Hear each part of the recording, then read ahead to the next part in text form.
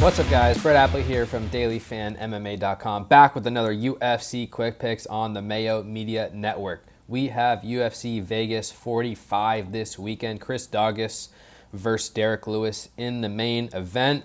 Before I get into my picks, just wanted to say thank you, everyone, for all the support this year. I've really felt the love. Thank you to Pat and the team for having me on the channel, editing the videos every week. I really appreciate it, and wish you guys the best for the rest of the year. Have a very happy holiday season, and hopefully we'll see you once again next year, 2022. So without further ado, going to give you my favorite cash game play, tournament play, salary play, and my fade of the week for this event. Going to talk about a few different fighters in the top end specifically, and before I get into them, make sure you subscribe to the channel, like the video, and let me know whether I'm right or wrong. Comment below whether you think my picks are accurate, inaccurate in this top range. I think it's really tricky to analyze this week, so very curious to hear what you guys have to say. All right, let's get into this. My cash game play of the week is going to be Raoni Barcelos at 9.3K. All right, for cash games this week, I'm rolling with Raoni Barcelos at 9.3K, and I don't think this is like, last week I didn't actually give out Amanda Nunes as the cash game play of the week, but I thought that was so obvious, and there was only one standout option in this range. I don't feel the same way this week. Lemos is interesting, Tafa is interesting, Barcelos is interesting, and there's a few other fighters with upside, so you don't have to play Barcelos. To me, he's the safest fighter on the board. I think he has upside, which we'll talk about in this matchup against Victor Henry, who's making his UFC debut here on relative short notice. Barcelos is minus 350 to win, so he is one of the biggest favorites on the card. And I really respect the talent of Barcelos more than anything else. There's some other favorable matchups in this top range, but Barcelos is a dynamic striker, a very strong wrestler, and a very, very strong submission grappler as well. He's averaging 5.39 significant strikes per minute, averaging 1.79 takedowns per 15 minutes. He has knockout upside, he has submission upside, just across the board. One of my problems with him is that he doesn't always use his wrestling as aggressively as he should, which is sometimes his best path to victory. But like I said, he's a dynamic striker as well, so he is willing to stand and bang, and that can kind of put a cap on his DraftKings ceilings at times. Now, in this particular matchup against Henry, I do expect him to grapple because Henry isn't very strong anywhere. He has a decent submission game, but he is very, very weak as a defensive wrestler. And even in recent years on the regional scene, you're seeing him taken down, mounted, his back taken. He's actually never been finished in 26 pro fights, so that's another little bit of a concern of mine when targeting Barcelos on DraftKings. But ultimately, I think Barcelos has a path to victory here on the feet. And I think he has a legitimate path to victory on the ground, landing takedowns, earning control, ground and pound, and he has some submission potential. He's actually plus 137 inside the distance, which is good. Not amazing, but pretty good for the price, and it does indicate that he has some finishing equity at least. Again, this is cash game, so I do think Barcelos has a high ceiling. Wouldn't be shocked to see him score more than 100 points, but I think he's relatively safe to win. He has advantages over Henry pretty much everywhere, mixing in some takedowns hopefully, which gives him a pretty high floor. Barcelos is going to be my cash game play of the week at 9.3K. All right, moving on to tournaments. My favorite tournament play from this top end is going to be Justin Tafa taking on Harry Hunsucker. And let me tell you, never trust a fighter with the last name Sucker. It just doesn't work out. Hunsucker is 0-2 in the UFC. He's been knocked out both times in the first round. And this is tough because Justin Tafa, I don't think he's a great talent particularly, but he's got some boxing in his arsenal. He's minus 320 in this matchup, and he's at least gone the distance the past couple of fights, though he did lose both, but he landed 74 and 86 significant strikes in those matchups. The fight prior, he won by knockout in the first round. The thing is, Hunsucker, I don't believe has ever been out of the first round in his entire professional career. And I'm going to try and pull up his professional record just to double check that, because he is 7-4 professionally, 0-2 in the UFC, with 5 wins coming by submission, 2 wins coming by knockout, 2 losses by knockout, 2 losses by submission. And yeah, in his amateur career, he's been out of the first round. But in his professional career, every single fight has ended in the first round.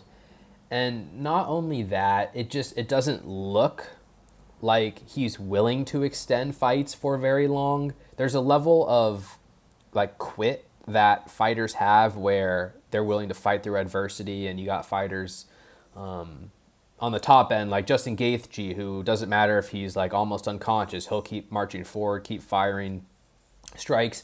And I wouldn't say Hunsucker's on the bottom end, but he doesn't like getting hit. He'll cover up, he'll quit. And it's just hard for me to believe that he's going to make it very long in this fight if he's not just winning instantly. I do actually believe he has early knockout upside. I do believe he has early submission upside, but we haven't really seen him wrestle in the UFC. And ultimately, he's going to get hit. He's going to get hit in this matchup. Tafa's a big power striker, and Hunsucker has never been out of round 1. There's no reason for me to believe he's going to make it 3 rounds in this matchup. So I think Justin Tafa has the most knockout upside on this slate, and I think he's going to get some love, but he's lost 3 of his 4 fights in the UFC, so I'm not certain that he's going to be extremely popular on this slate. He's minus 180 inside the distance, which is fantastic and by far the best line on this slate. So to me, Tafa rates out among the very, very best tournament options on this slate. He's not safe in the sense that he's a great talent. He's boom or bust in the sense that if the fight does go 15 minutes, even though I'd pick him to win, I wouldn't expect him to end up on the optimal lineup. But the bottom line is he is very, very likely to win this fight by first round knockout if he wins it all. The inside distance line backs it up. And at 9.4K, based on the strength of this range, which isn't as good as we've seen in recent weeks, I'm certainly willing to make a play on Tafa. He's going to be my tournament play of the week. All right, moving on to my salary play of the week. So I'm going to give out Jordan Levitt at 8.2K.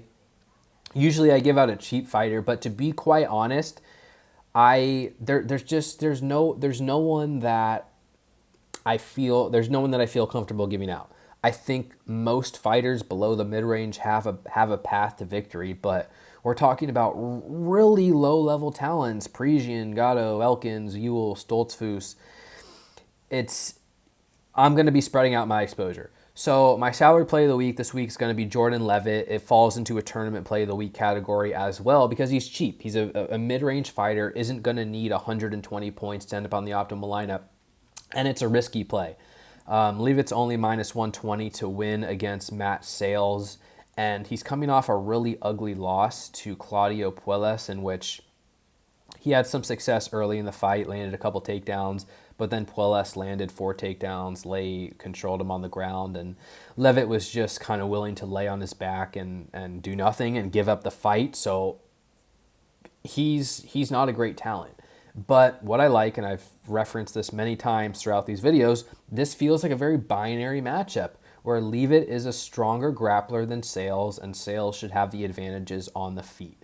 And Sales hasn't fought since December of 2019. It's a 2-year layoff. He was submitted in the first round by Bryce Mitchell in that fight. He was out-grappled by Kyle Nelson in the fight prior to that, even though he ended up winning.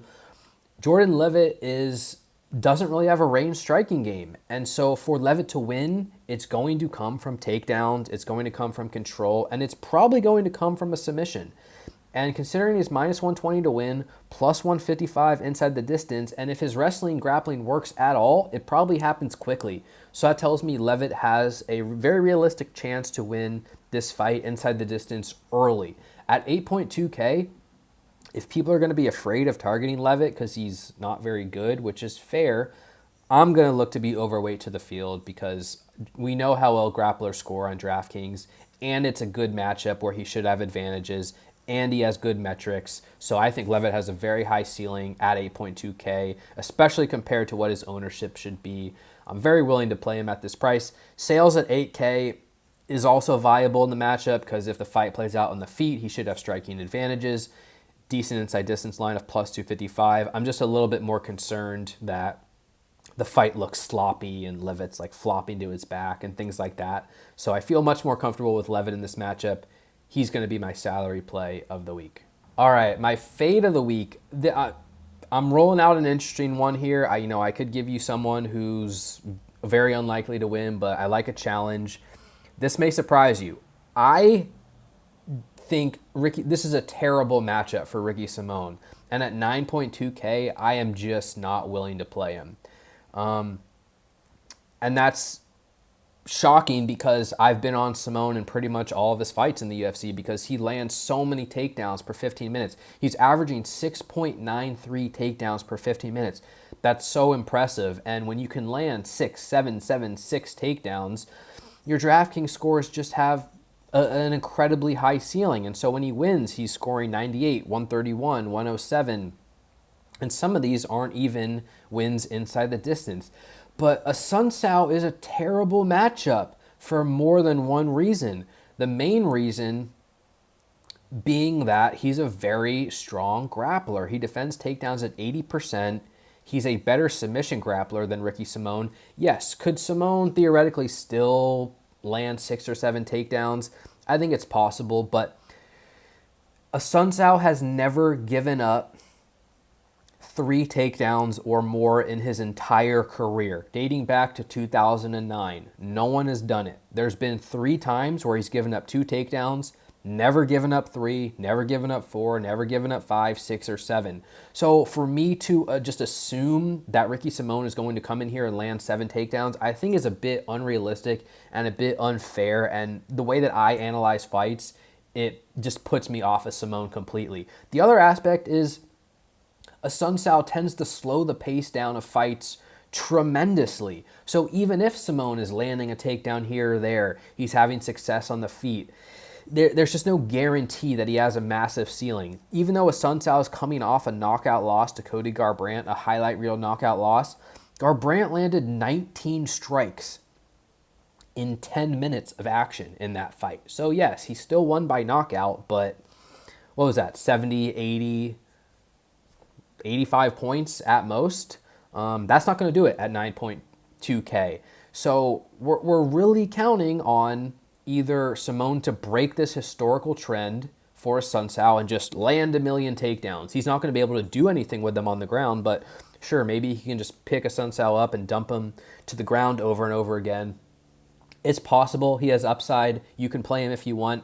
I'm going to be off him personally. The other path to victory is a knockout for Simón, an early knockout. But again, a Sun Tzu's absorbing 2.3 strikes per minute, 68% defense, and I'm not even certain that Simón's more durable than a Sun Tzu because a Sun Tzu's been hurt recently. Simón's been hurt many times in his career.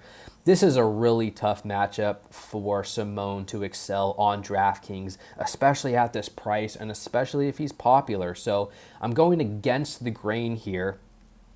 And I'm going to say that Ricky Simón will not make my short list of fighters to play on this slate with a limited number of lineups. He is going to be my fade of the week.